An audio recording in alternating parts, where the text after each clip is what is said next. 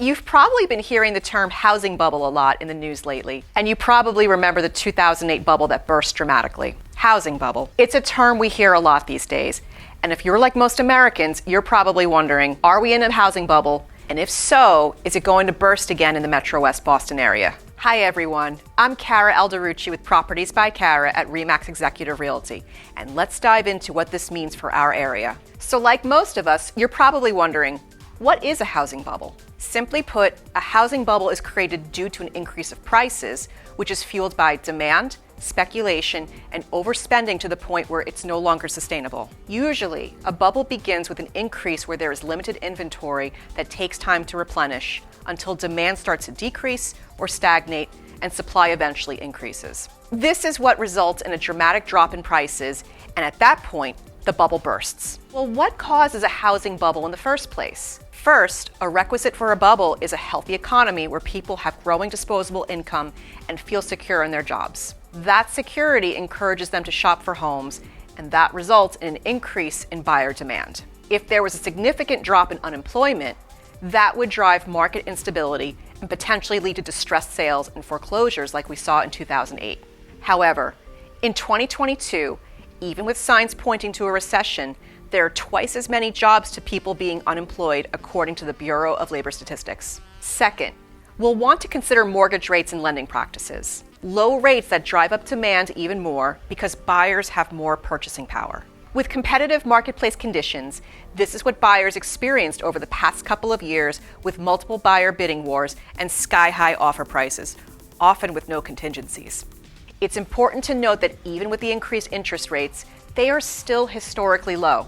The housing market of 2008 was largely caused by predatory lending practices, basically lenders issuing loans to borrowers that they couldn't afford to repay. Back then, many loans didn't require documentation to prove that the borrower had enough income to afford a mortgage, making it a little too easy for almost anyone to get a loan back then. That is definitely not the case anymore. The third factor we'll want to consider is housing supply, which comes from three sources: listings, new builds, and distressed properties, such as foreclosures and short sales. The rate of a distressed property increase will be small, in a large part to reforms in lending practices and stable employment. As for listings, data in our area showed inventory is up 28% compared to last year, but is still down nearly 43% when compared to pre-pandemic 2019. And for new builds, there are simply not enough new builds to keep up with replenishing low inventory levels due to labor shortages, cost of building supplies, and supply chain issues. It's a very different environment than what we were seeing in 2008.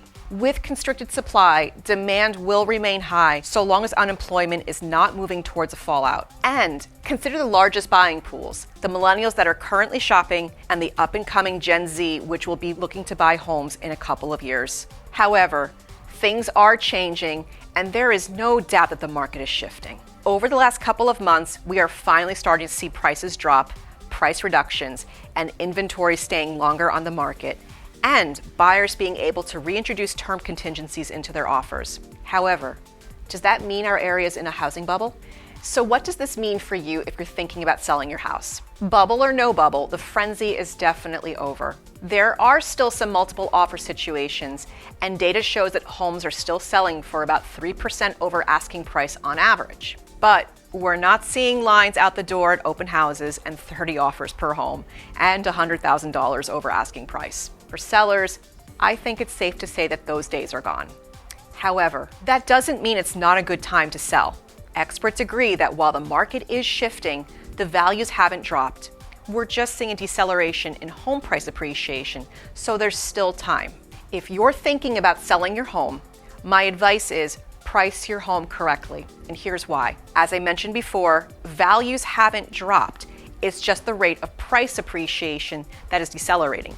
They're two very different terms. And in terms of pricing, it's important to remember that the houses closing now in August and September went under contract during the months that were still crazy. So if you as the homeowner are seeking those crazy sales prices, you would be inclined to think that your house would fetch the same price, right?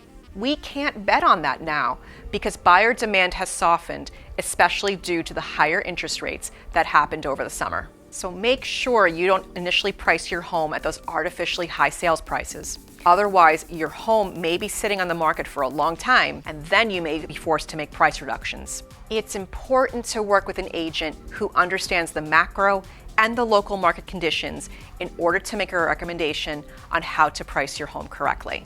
So to close, are we in a housing bubble here in Metrowest Boston? While I don't have a crystal ball, I don't think we're going to see it pop. I believe that we're just moving into a more balanced market for buyers and sellers, which is actually quite normal. The rate of home price appreciation will decrease over the next few months, but it is very likely that home values will not decrease much based on the factors I outlined above. Please feel free to reach out to me at no cost or risk for a hassle-free strategy session. Again, I'm Cara Alderucci of Properties by Cara at RE/MAX Executive Realty, where my strategy and service are the key to your dreams.